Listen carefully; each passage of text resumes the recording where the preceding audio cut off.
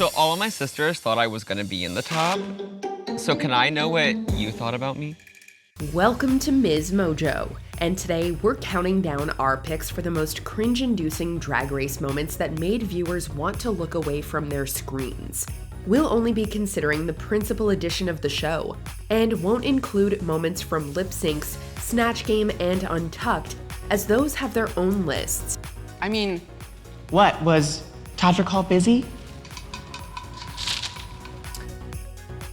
Number 30. Team De Black Magic's Kadabra performance, Season 11. Wait, 1, 2, 3. Where's Miss Thing? Can we go get her? She better not be Bippity gone, bop honey. and jitters that fly. Look out, girl, it's Azakazam Akira. Team De Black Magic's performance in Season 11's Kadabra challenge showcased a kind of cringe that comes from sheer underpreparedness. Comprising Akira C. Davenport, Silky Nutmeg Ganache, Vanessa Vanjie Mateo, and Evie Oddly, their magic show was a disjointed affair. Unlike the other team's more polished act, De Black Magic struggled with basic coordination, often talking over one another and fumbling their tricks. It's a little cold in here, baby. I'm feeling the breeze. That's because you don't have a bra, a panties, anything. How indecent. When do I ever? True. This is a children's function, though. The magic itself was rudimentary and poorly executed, lacking any real illusion or entertainment value. Adding to the discomfort, Silky's costume was noticeably ill-fitting, with Michelle Visage remarking that the judges could clearly see her padding. It seemed messy.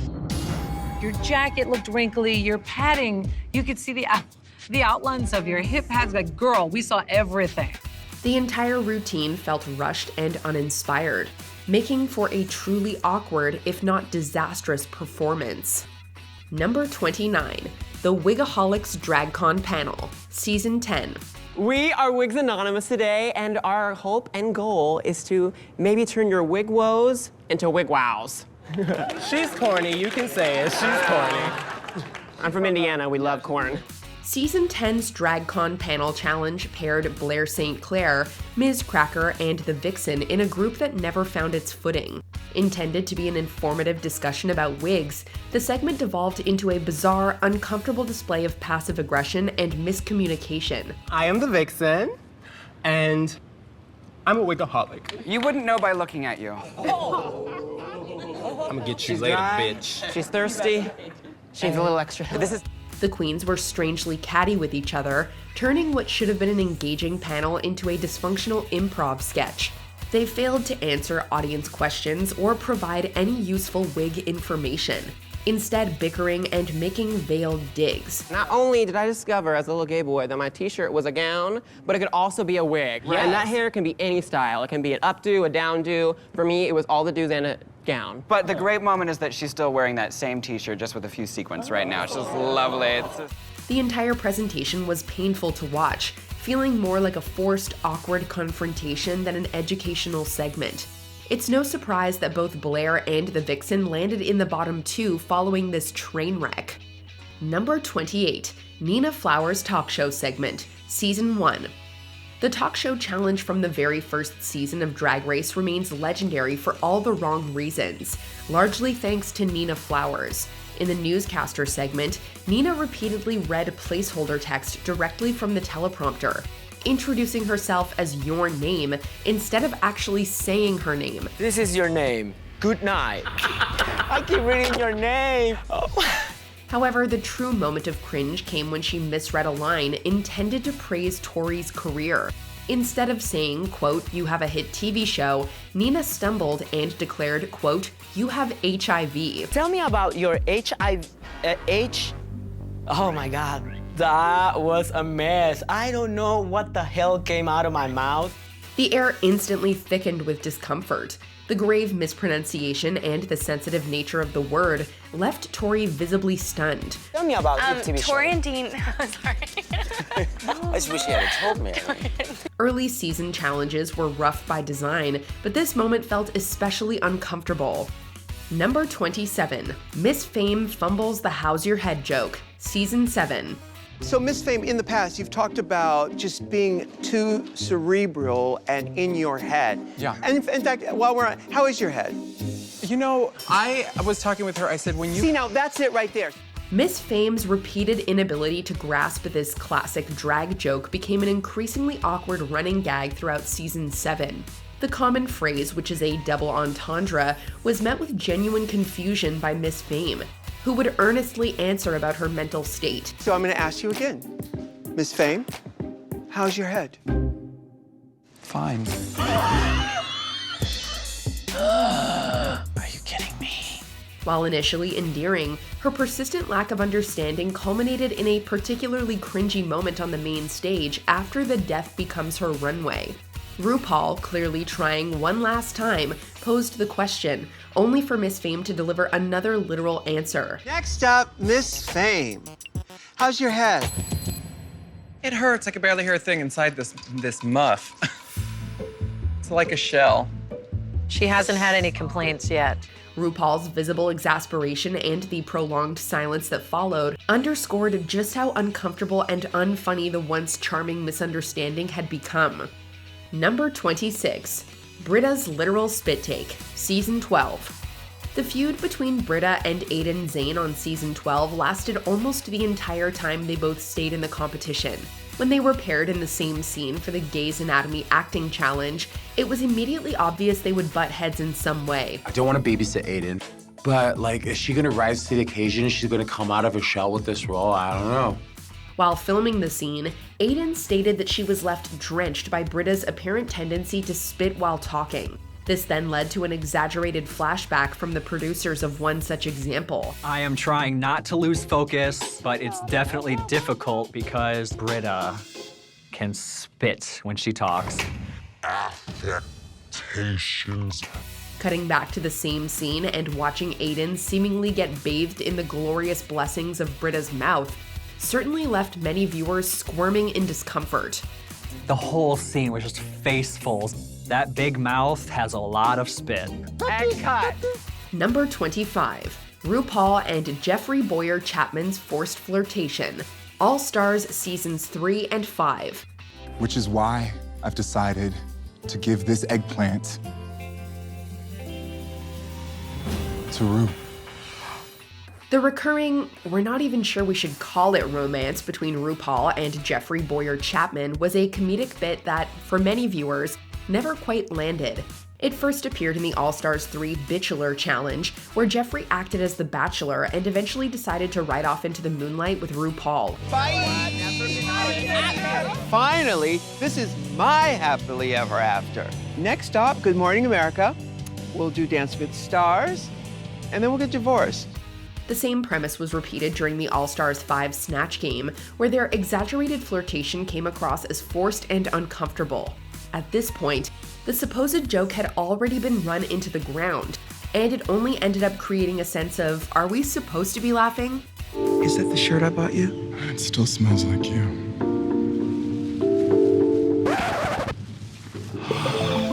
Number 24, Blair St. Clair's stand-up routine, All Stars Season 5. I've been told by many that she's the first lady of Jersey.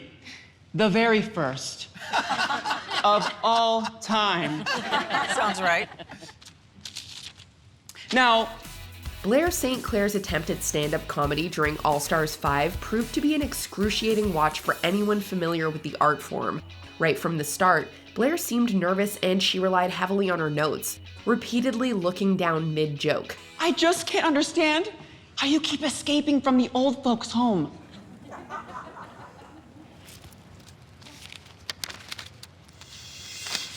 The pauses stretched uncomfortably long, punchlines never landed, and the visible discomfort of the judges was palpable.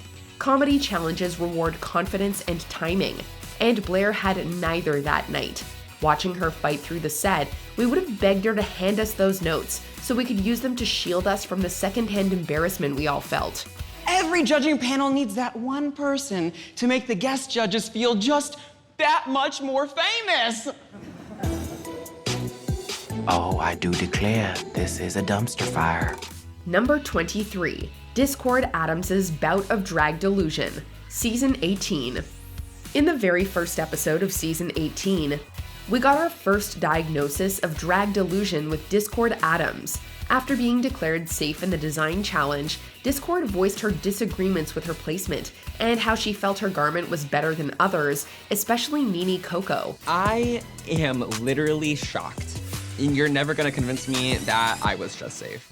When guest judge Cardi B stopped by the workroom, Discord interrupted her to ask her opinion about her garment. The question hung in the air, a mix of entitlement and insecurity. Can I ask you a question, Cardi? So all of my sisters thought I was gonna be in the top. So can I know what you thought about me? While Cardi B praised Discord's outfit, saying it's something she would wear, she admitted that some queens simply did better than others. Oh, to be a fly on the wall when Discord finds out Cardi had the same praise for Nene. I mean, if Cardi B said, Nene, give me that orange zip-tied outfit off of your body, I would pass away. I will wear this outfit outside. I love it. I would pass away. Number 22, Valentina's roast set, All Stars Season 4. The funeral roast of Lady Bunny delivered one of the most uncomfortable comedy performances when Valentina took the podium. Arriving with visibly unfinished makeup, Valentina's appearance immediately raised eyebrows. Oh gosh, I was running late and didn't have time to finish my goddamn eyes. That was the joke? Okay. Whether this was deliberate or not, it set the tone for what followed. Valentina's delivery veered into uncomfortably harsh territory, without the necessary humor to balance the insults. Her jokes about Lady Bunny crossed the line from roast-worthy to simply mean-spirited, creating painful silences where laughter should have been. Lady Bunny is such a whore. Her sphincter ripped, and she's been using her dentureless gums ever since. The camera repeatedly cut to RuPaul's stone-faced reaction and fellow queens' grimaces as Valentina continued digging herself deeper. But for as painfully cringeworthy as this was, absolutely no one could convince Valentina that she wasn't funny. I didn't agree with that bottom, and I don't agree again. I've been doing very well. During this challenge, all of those judges were laughing at my jokes. Number 21, Irene the Alien's watered-down talent number, Season 15. Seattle's Irene the Alien made a great impression in the first half of the Season 15 premiere. From her tiff with Luxe Noir London to winning the first mini-challenge, Irene immediately had the aura of a top 4 queen. I am used to performing in basements in Seattle while I pour weird substances like baked beans all over myself. This is a cakewalk. But then came the talent show. For her number, Irene decided to make a glass of ice water. As she proceeded to fill a glass with ice, then water, all while narrating the mundane steps, the judges' faces registered a mix of confusion and disbelief. All right, next up, we're just gonna take some ice and you just get a little ice and just put some ice right into the glass. It was a bold, almost absurdist choice, but the sheer lack of any discernible talent or performance value beyond the literal process itself left everyone scratching their heads. I'm cringing for Irene because I can feel the whole room just staring at her. The judges are not feeling the number, and I'm kind of scared for my girl. Number 20, Soju talking about her cyst, Season 11. The Drag Race main stage is a place where queens are often overwhelmed with emotion, and this sometimes goes hand in hand with sharing difficult life experiences with the judges. Soju took this tradition to a different level in Season 11 when she expanded on the medical issues that were impacting her performance. It's been a rough journey getting here. I got diagnosed with tendinitis and I have a cyst. After revealing a diagnosis of tendinitis, she began discussing a cyst in graphic detail. I'm currently oozing, and then it popped in the plane right here. So it's just been a messy week. Although the judges were sympathetic and her honesty was admirable, it was, shall we say, a lot to take in. It was an awkward moment, but Soju spun into a memorable lipstick goodbye message by referring to her fellow queens as her sisters. I love all of you, sisters. Sisters. Have fun. Oh no. We miss you, sis. Number 19, Vivacious's Workroom entrance, Season 6. Girl, what? An alien? We can all agree that Vivacious and her legendary companion Ornacia were gone too soon on Drag Race Season 6. Liza Minnelli lies.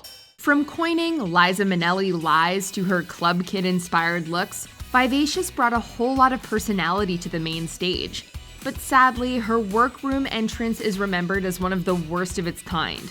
When she stomped through the doors with her iconic headpiece, the other queens were intrigued. Unfortunately, her flubbed attempt to reveal her real face resulted in several long moments of awkward encouragement from her competitors.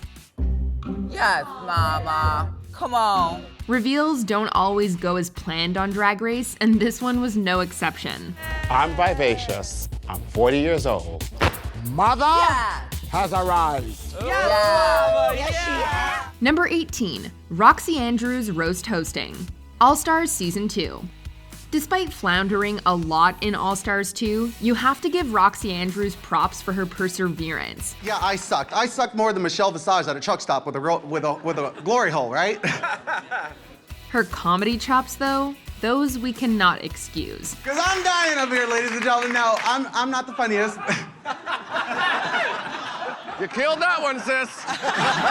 For Revenge of the Queens, the contestants were asked to pair up and perform stand-up comedy in front of the judges, and a live audience filled with the bitter faces of Drag Race past. Oh my God, Coquita, there you are!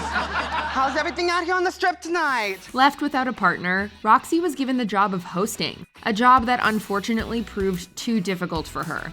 After tripping over her opening jokes, she decided to resurrect her Tasha Salad character from Season 5. It was funny for about a minute. They are so nutty. Besides walnuts and almonds, these are my favorite nuts, ladies and gentlemen. Then all we got were embarrassingly cheesy salad puns. Do I look a little slimmer to you? Like I lost some weight? Do you want to know my secret? I started using light dressing. Get it? We got it, girl. Number 17, Bendela Crem's Self-elimination, All-Stars Season 3. There's been 4 other times that I've been standing up here in this position deciding somebody's fate, and it is always a really difficult decision. By the time episode 6 of All-Stars 3 rolled around, Bendela Creme was the clear frontrunner. With 4 top 2 placements and 2 twins under her belt, Dela's wit, comedy chops, and glamorous looks were serving her extremely well. It was all the more shocking then for her to quit the competition after her 3rd lip-sync win. After deciding that eliminated queen Morgan McMichaels should return, Dela dropped the bomb that she'd be leaving to the surprise of everyone around her. This is the easiest choice that I have had to make this entire season. I'm going home. Explaining that she'd already accomplished what she'd set out to do, the perennial fan favorite left on a personal high, but some fans took issue with her holier-than-thou tone. I hope that you don't see this as a sign of disrespect, because I see myself as such a Drag Race success story. I had such a difficult time on my season, even though I did well. I wanted this opportunity to come back, to fight hard, to show myself what I can do. In any case, it goes down as one of the show's most shockingly tense moments.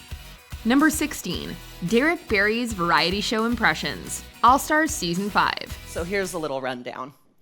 Lady Bunny, you better make top 2, otherwise you're just a bottom to 2 boyfriends. Derek is well known for her spot-on Britney Spears impersonation. So when it came to prepare a talent segment for the premiere of All-Stars 5, she decided to tackle a slew of celebrity impressions, including Celine Dion, Madonna, and Miley Cyrus. Miley, oh my God, my dad is gonna pitch a tent. The premise of the routine was advice Derek had received from famous friends, and although some of her voices were not half bad, her rapid-fire delivery left zero room for laughs. With a more thoughtful concept, a totally different rhythm, and simply more jokes, the routine might have succeeded. But the off-kilter performance landed the famous impersonator squarely in the bottom. Thank you guys so much. Have a good night. I want to like Derek's so badly. Number 15, Utica Queen's Mean Roast, Season 13. Drag Race is no stranger to a roast performance bombing because of overly mean jokes. like Naomi Smalls' takedown of Lady Bunny in All Stars 4. And it's really cute to me that, Ru, you and Lady Bunny went to the same woodchuck to get your teeth done. But Utica's performance in Season 13's version of this often hilarious challenge takes the cake as the most brutally harsh. Nina West. Yo, yes! Oh,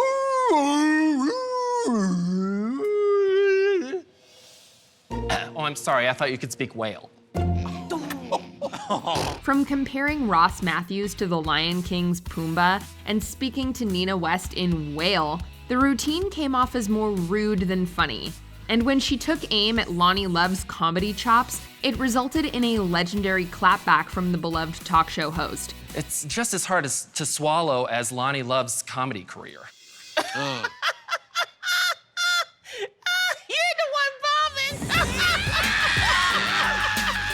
Utica's roast did have its moments, like when her demand that Ru stand up was met with a series of obscene gestures. RuPaul, you are such a fashion icon. If you could stand up for us, please.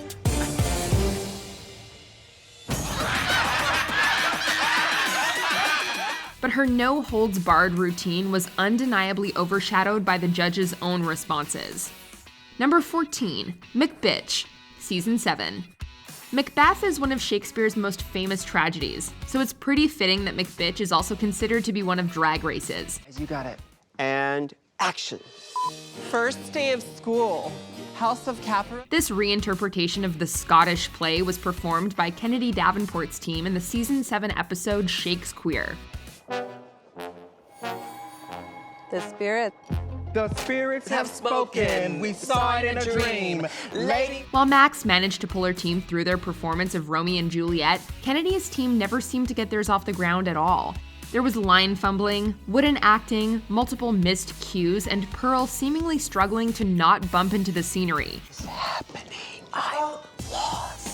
It was a domino effect. This person screwed up, and then this person screwed up, and then... A stunned Michelle and RuPaul could barely contain their horror. During rehearsals, Ru even described it as Drag Race's worst car crash in 7 seasons. Crash like this before. I don't know what to tell you, ladies. This is not good. Everybody on my team is in deep shit right now. Number 13, Chanel eliminates herself, Season 1. Talk about digging yourself a hole. One of the staple questions contestants on Drag Race are expected to answer is, which of your fellow contestants deserves to go home? Who should be eliminated tonight? Rebecca, what's your answer? Do we just get to pick one? This drama-stirring tradition began all the way back in Season 1, but to this day, no one has given quite such a shocking answer as Chanel. Chanel, who should be eliminated tonight? I'm so glad you asked me this question. I nominate myself because I don't want to be here anymore. By the 6th week in the competition, Chanel felt frustrated that her skill and beauty wasn't being rewarded enough by positive critiques or challenge wins. So, when asked, she nominated herself to go home. I'm a beautiful person internally and on the outside. And it's so frustrating to me that that image does not seem to be conveyed. Week after week, when we come into an elimination round, I am so negatively critiqued. Chanel's Diva moment became super awkward when she actually ended up in the bottom 2 alongside Rebecca Glasscock and was then eliminated. Chanel, even though your time here has come to an end, your contribution to the world of drag is undeniable. Thank you, Chanel. Number 12, Coco Montrese's talent show dance routine, All Stars Season 2. The stakes could not have been higher when the highly anticipated first episode of All Stars 2 dropped. The first category was All-Star Talent Show Extravaganza, with all 10 returning queens expected to wow a live audience, the judges, and their fellow All-Stars in a variety show-style performance.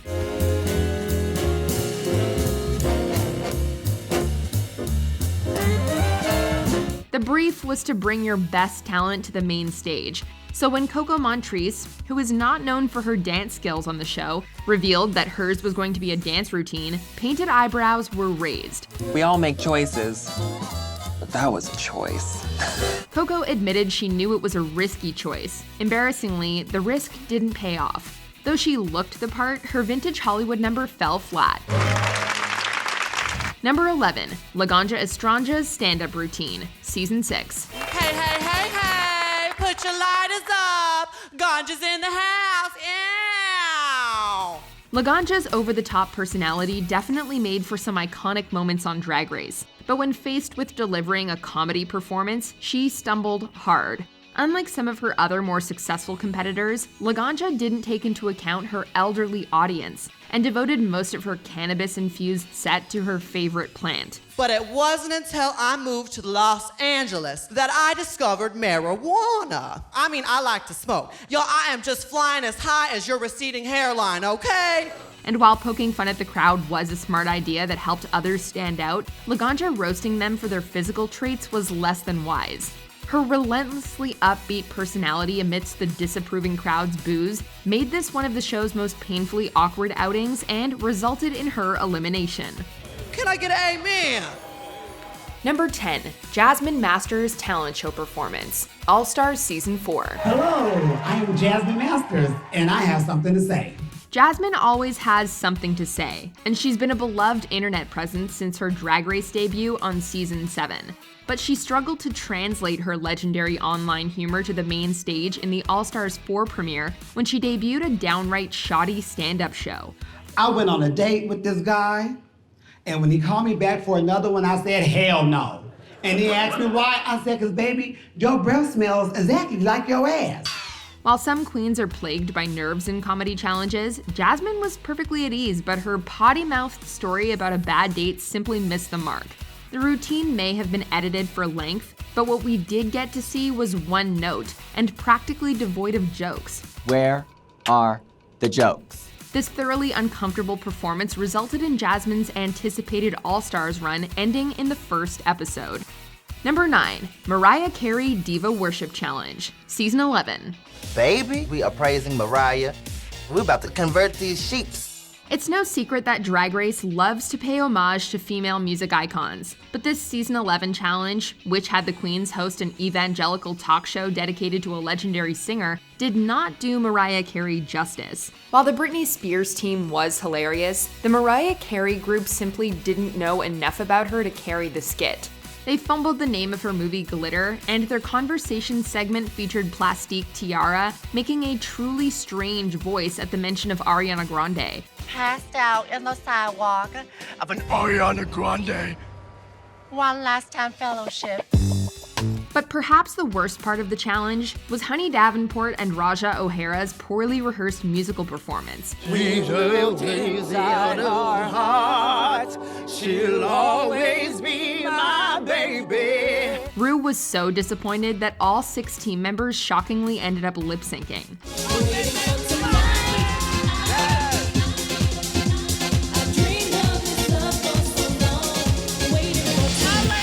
Number 8, Milk talking over Trixie in The Bachelor, All-Stars Season 3. Is this your house? Jeffrey.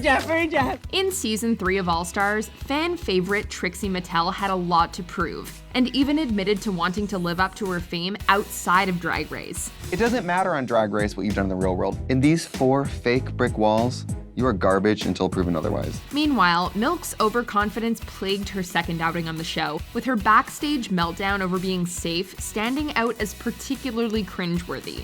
To be standing on that stage and not be commended for it. In this improv challenge that spoofed The Bachelor, Milk's attempts to upstage Trixie resulted in an irritatingly over-the-top riff on a stalker stereotype. Hold on, I have to take this. Yeah, I'm here now. No, she's like a weird Do I forest come across girl. as like crazy though? Oh. Like, do I look crazy? While the character could have been funny, Milk's attempt at non-stop dialogue resulted in Trixie being interrupted numerous times. If steam could come off a wig, she would have those little lines above her hair where the heat is rising because Miss Thing is hot. From her obnoxious laugh to sniffing Jeffrey Boyer Chapman's hair, Milk pulled out one too many stops and made her co-star visibly annoyed. Number 7, Jocelyn Fox gets too personal with Cher's mom, Season 6. Please welcome someone who has come out twice since coming out of Cher. From her kooky and convoluted intro line, Jocelyn's performance in this Drag Queens of Talk interview challenge was rocky. Her sit-down with Georgia Holt and Chaz Bono came to a screeching halt as she matter-of-factly asked about Cher's mom's stance on abortion. Now, if it weren't for a last-minute decision at the abortion clinic, the world wouldn't have known Cher. Are you pro-life? Has your stance changed at all throughout your lifetime? While Jocelyn felt she'd nailed the challenge, her guests were visibly uncomfortable and revealed to the cameras afterward that they'd been shocked by the line of questioning. Thankfully, Jocelyn got an opportunity to express her regret on the main stage, and Georgia accepted her apology. That will go down as one of my biggest mistakes I've ever made because I just adore you and it breaks my heart and I will never forgive myself if I in any way offended you. But while it lasted, this was one of the most awkward moments the show had ever seen. Number 6. Phi Phi calling her competitors the help, Season 4. In Season 4's Frock the Vote challenge, the queens were tasked with developing a character and political platform for a mock debate. It's a challenge that has gone on to produce some scene-stealing moments, but this was not one of them. Phi Phi decided to play a racist and dim-witted politician and took things way too far. When asked by guest judge Dan Savage who she'd make her running mate, she had some derogatory words for Dita Ritz and Latrice Royale. Well, being in this time period, I think it's so great that the help can sit there and compete alongside with me. It was painfully unfunny and painfully offensive. But Latrice clapped back with remarks so brutal, it had Chad Michaels breaking character. About 5 minutes ago, I looked across at Miss O'Hara and realized that she was ugly. Ooh. And I'm at peace with that. Phi Phi evaded the bottom while Latrice had to lip sync, but if you ask us, it should have been the other way around. Number 5, Alaska's Meltdown, All-Stars Season 2. The higher you get, the further you fall. In All-Stars 2, former Season 5 contestant Alaska slayed the competition every week, until the semi-final came along. Because this is All-Stars, I think this was a bit lazy tonight, and I expect more. The challenge for the episode was for each queen to give a female member of their family a drag makeover, and then vogue the house down on the runway. Though confident she'd pulled off another win, the judges critiqued Alaska for not putting enough effort into Mother Hawaii's look. I f***ed up this week, man. I f***ed up. And it really sucks. It really sucks a lot. And I need to be in the Final Four. And now I'm potentially looking at I'm not going to be. And it really sucks. After finding herself at the bottom for the first time, Alaska threw what can best be described as a tantrum, even desperately offering a $10,000 bribe to top 2 contestant Detox to save her. Not a cute look. Well, I'll give you $10,000 if you let me stay. Before taxes, I'll transfer it to you via PayPal because I need to stay in this competition. I need to be in the Final Four. Number 4, Do I Have Something on My Face? Season 7. There are 2 cardinal rules to follow when interacting with Mama Ru on Drag Race. 1, always make her laugh during Snatch Game. And 2, never talk back to her. Now, you have a very big personality. Pearl, you do not have a very big personality. How are you going to overcome that for this award? In the 5th episode of Season 7, Ru dropped by to give Pearl and Max some advice while they prepared jokes for the Despy Awards challenge. I think that I have a great personality, actually. After Ru gave Pearl a note about working on her personality, Pearl took offense to the implication that she didn't have one. Well, I'm hoping it will light a fire under your ass. Ru attempted to clarify that her criticism was meant as encouragement, but Pearl argued it had the opposite effect, leading to this excruciating standoff between the two. So there's something on my face. No, I'm just not convinced. I'm just not convinced. And I want you to do well. That's why I brought your ass here. Number 3. Roxy's verse in Read You, Wrote You, All-Stars Season 2. I'm Roxy Andrews and I'm here to make it clear. I know you love me, baby. That's why you brought me here. This legendary performance marked the first finale challenge in which queens had to write and perform lyrics for a remix of a RuPaul's song. Roxy Andrews had the unfortunate fate of following up Katya, Alaska, and Detox, who all nailed the song's sassy and sexy attitude. But your dad just calls me Katya. Her underwhelming opening line has since become a popular saying in the fandom, but that's about all this lackluster performance has to offer. When it came to the breakdown and her voice took on some oddly breathy distortion, it was clear that she wasn't taking home the win.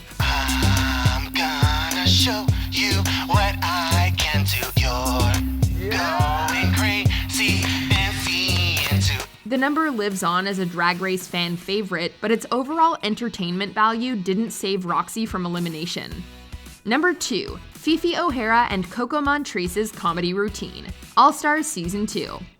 Roxy Andrews wasn't the only one whose comedy routine failed to impress in All-Stars 2.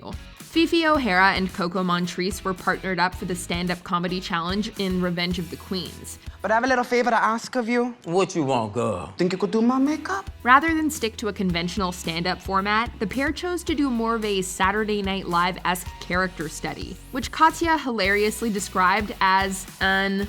Coco and Phi Phi are not so much doing a comedy routine, but a live-action, off-Broadway theater production of Hookers at the Point. Though Coco's self-deprecating joke about using cheesy chips to do Phi Phi's makeup was worthy of a chuckle, the whole skit felt out of place and was very uncomfortable to watch. Jump in a car and jump out. The cops are coming, put their hands on the hood. To top it all off, Phi Phi also failed to leave the show gracefully by rejecting Alyssa's consolation hug. It's okay. Bye. Oh, love you. Before we continue, be sure to subscribe to our channel and ring the bell to get notified about our latest videos. You have the option to be notified for occasional videos or all of them. If you're on your phone, make sure you go into your settings and switch on notifications. Number 1, Alexis Michelle and Farrah Moan's Michelle Visage Roasts, Season 9.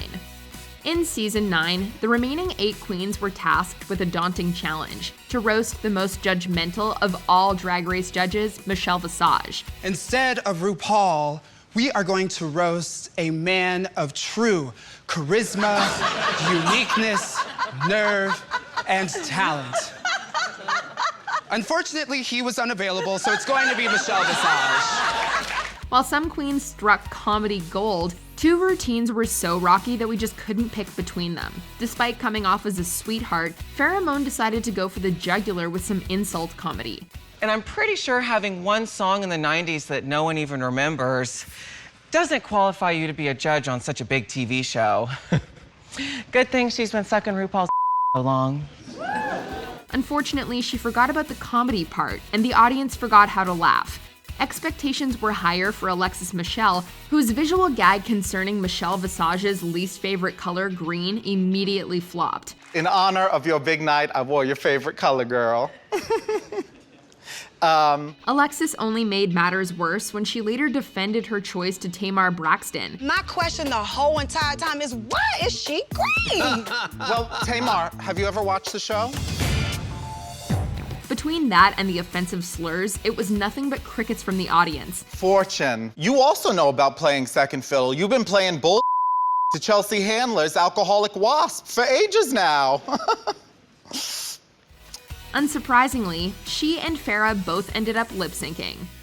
The time has come for you to lip sync for your life. What other painfully awkward Drag Race moments did we miss? Let us know in the comments.